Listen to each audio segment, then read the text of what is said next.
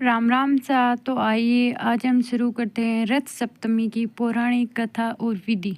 धार्मिक शास्त्रों के अनुसार रथ सप्तमी का त्यौहार सूर्य जयंती के रूप में मनाया जाता है। इसी दिन सूर्य देव 7 घोड़ों के रथ पर सवार होकर प्रकट हुए थे, इसलिए इस सप्तमी तिथि को रथ सप्तमी के नाम से जाना जाता है।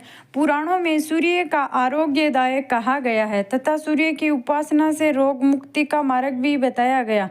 इस व्रत को करने से शरीर की कमजोर हड्डियों की कमजोरी, जोड़ों का दर्द आदि रोगों से मुक्ति मिलती है। इतना ही नहीं, भगवान सूर्य की ओर अपना मुख करके सूर्य स्तुति करने से चर्म रोग जैसे गंभीर रोग भी नष्ट हो जाते हैं। धार्मिक ग्रंथों के अनुसार यदि विधि विधान से ये व्रत किया जाए तो संपूर्ण माघ मास के स्नान का पुण्य प्राप्त मिलता है। रथ सप्तमी यानी माघ शुक्ल सप्तमी से संबंधित कथा का उल्लेख पौराणिक ग्रंथों में मिलता है। आइए यहाँ जानते हैं भगवान श्री कृष्ण और उनके पुत्र सांब की कथा के बारे में। रथ या अंचला सप्तमी की पौराणिक व्रत की कथा के अनुसार भगवान श्री कृष्ण के पुत्र सांब को अपने शारीरिक बल पर बहुत अभिमान हो गया था। एक बार दुर्वासा ऋषि भगवान श्री कृष्ण से मिलने आए। वे बहुत दिनों तक तप करके आए थे और इस कारण उनका शरीर बहुत दुर्बल हो गया था। सांब उनकी दुर्बलता को देखकर जोर जोर से हंसने लगा और अपने अभिमान के चलते उनका अपमान कर दिया। तब दुर्वास ऋषि अत्यधिक क्रोधित हो गए और सांबव की दृष्टता को देखकर उसे कुष्ठ होने का श्राप दे दिया। सांब की यह स्थिति देखकर श्री कृष्ण ने उसे भगवान सूर्य की उपासना करने को कहा।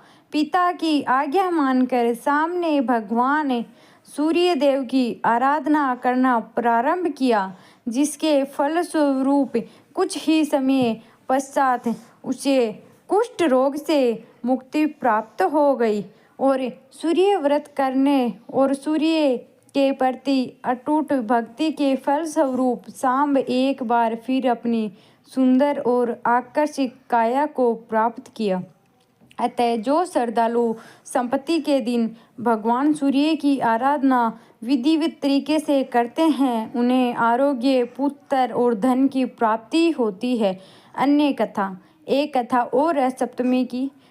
माघी सप्तमी की एक अन्य कथा के अनुसार एक गणिक नाम की महिला ने अपने पूरे जीवन में कभी कोई दान पुण्य का कार्य नहीं किया था। जब उस महिला का अंतकाल आया तो वह विशिष्ट मुनि के पास गई।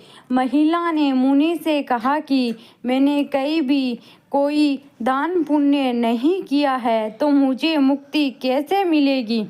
तब मुनि ने कहा कि माघ मास की शुक्ल सप्तमी की अंचला सप्तमी है। इस दिन किसी अन्य दिन की अपेक्षा किया गया दान पुण्य का 1000 गुना प्राप्त होता है। इस दिन पवित्र नदी में स्नान कर भगवान सूर्य को जल दे और दीपदान करें तथा दिन में एक बार बिना नमक के भोजन करें। ऐसा करने से महान पुण्य की प्राप्ति होती है।